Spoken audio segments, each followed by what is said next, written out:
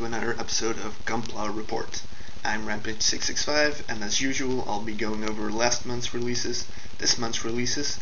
I'll be taking a look at what I'm currently building. I'm unboxing the Master Grade Tall Geese version EW, and first off, we'll start with the news. First off, we have a bit of exciting news. Bandai has announced a new real grade, the GP01 from Stardust Memory, and that should be coming out for 2,500 Japanese yen next July. And we also got to see some new images of the high-grade Universal Century EZ8 Gundam that's coming out next April for 1,600 Japanese yen. We already knew that Bandai was working on a new master grade of the Strike Gundam, but now we got to see the images. It looks like it'll be coming with some additional parts so you could make the perfect strike, along with the launcher and sword packs from the old master grade, if you still have those lying around. Bandai should be releasing the sword and launcher packs separately in their online hobby store for those who don't have them already, and it should be coming out in May for 4,200 Japanese yen. And the high grade of the Astray Blue Frame has been pushed back to May, but it's still coming out for 1,700 Japanese yen. We're taking a look at last month's releases, and we're starting off small. First off, we have the BB Senshi Delta Plus for 1,200 Japanese yen. From Gundam Age, we have the high-grade Shaldal Rogue for 1,300 Japanese yen. From Gundam Seed, we get the high-grade Perfect Strike for 1,700 Japanese yen. And the first of two high-grade Universal Centuries is the Black Tri-Star version of the Zaku 2 for 1,600 Japanese yen, and the other is the Jesta Cannon for 2,000 Japanese yen. And of course, the Master Grade for February was the Master Grade Sinanju Stein for 7,000 Japanese yen. March is already underway. Some of these models have already been released, the rest is still to come.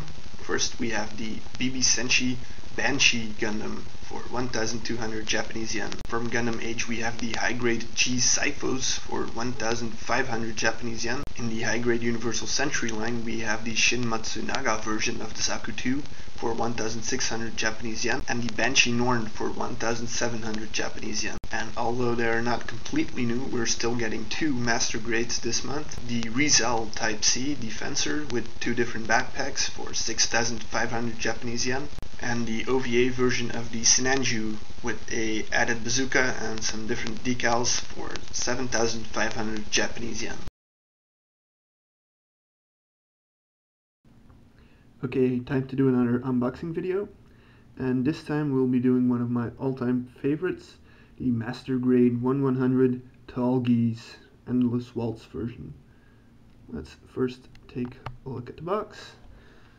We have a beautiful image on the cover, more images on the side,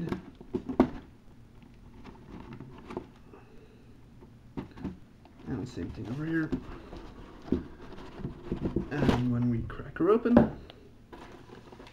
we get a plate with some pink curved beam sabers, some red parts that will make up the crest on top of the head, some clear parts for camera lenses and eyes, and yellow parts for the shield, shoulders, the knees, the wrists. We have here the sides of the head and the chest vents, all in a very dark yellow. Next, we have some foil stickers, some dry transfer decals, and regular sticky decals, and a lot of white parts to make up the legs, knees, some little wings to go on the backpack, some gray inner frame parts, including some thrusters here, parts for the backpack, feet, and other tiny little joints. Next, we get a very, very strange color of gray. I don't think I've ever seen a shade of gray on a Gundam before. And a very dark blue to make up the shoulder parts, parts of the feet, the hand parts, On the other side, we get some white, including the shield part.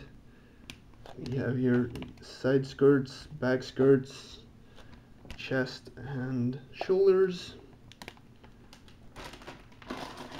Next, in this little yellow bag we get a spring. I'll add some movement into the dauber gun barrel. We have gray inner frame parts for the backpack.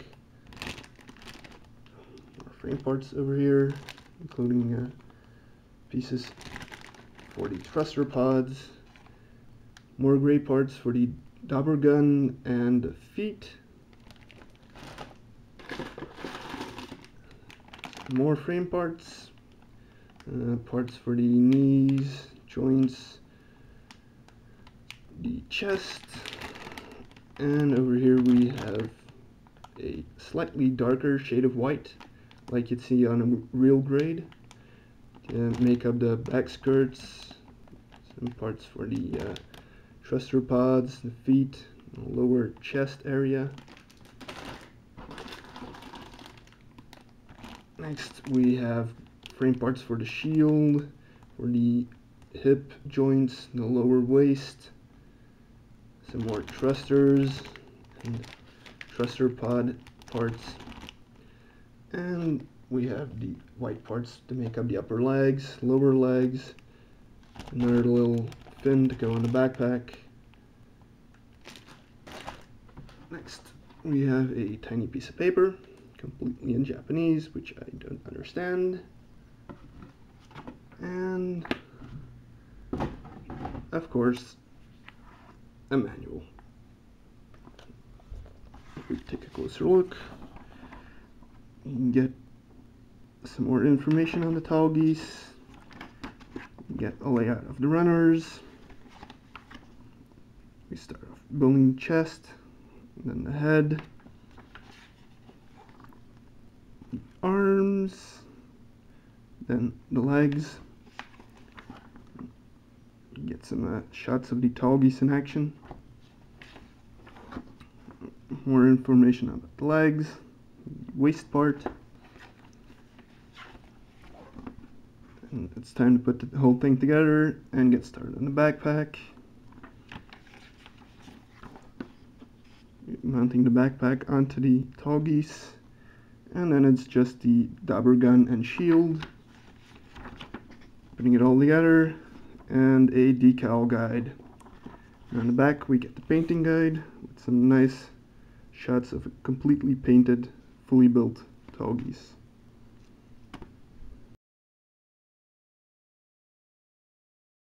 I haven't had much free time on my hands lately, so my build of the real grade Sky Grasper has taken a bit longer than I would have liked, but it's completely done now, and I've started uploading my work in progress onto my blog. You can go take a look if you want. And I started working on a high-grade Adele from Gundam Age.